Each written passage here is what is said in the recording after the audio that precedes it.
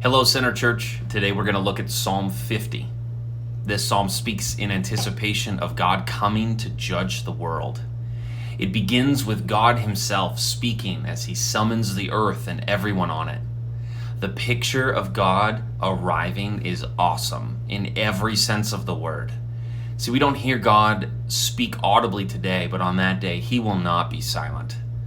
His arrival is preceded by a devouring fire, the symbol of God's righteous justice. And the storm surrounds him with wind so fierce it makes our largest hurricanes feel like a gentle breeze. And in verse 4, it says, God calls to the heavens above and to the earth that he may judge his people. Witnesses are called and God begins to judge. Spurgeon writes, judgment begins at the house of God. The trial of the visible people of God will be a most awful ceremonial. He will thoroughly purge his floor. He will discern between his nominal and his real people. And in that open court, the whole universe looks on.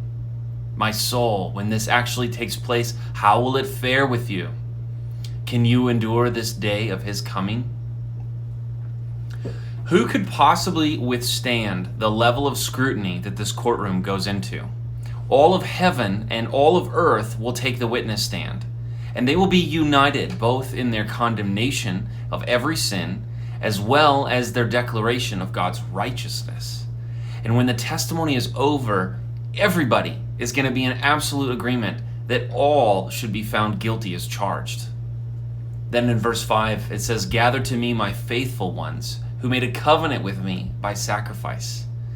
The people of God are gathered, and one last piece of testimony is given for them before sentencing. The Son of the Judge, Jesus, steps forward and says, these people are mine, who you have given to me, and who I have shed blood for. Their sins have already been paid for in full, and all of heaven agrees. Revelation 5:9-10 says, worthy are you to take up the scroll and to open its seals, for you were slain, and by your blood you ransomed people for God from every tribe and language and people and nation, and you have made them a kingdom and priests to our God, and they shall reign on the earth. For the believer in Jesus Christ, that courtroom will be a place of reverent joy, because we will see just how seriously God takes sin and burns against it. When faced by a holy God, all excuses and rhetoric will melt away in an instant, and the utter power of the blood of Jesus will be on full display as the redeemed are declared not guilty. What an incredible day that's going to be.